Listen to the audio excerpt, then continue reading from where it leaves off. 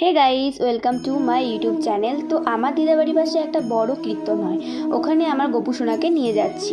এখানে সবাই নিজেদের মনস্কামনা পূরণের জন্য ঠাকুরকে মালসা ভোগ দেয়।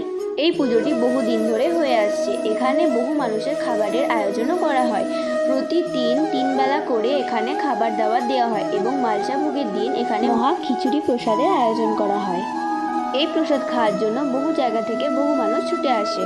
তো সামনে থেকে সেভাবে ঠাকুর দেখা যাচ্ছিল না বলে আমরা পাশের রাস্তা দিয়ে ঠাকুর দেখতে চলে গেলাম।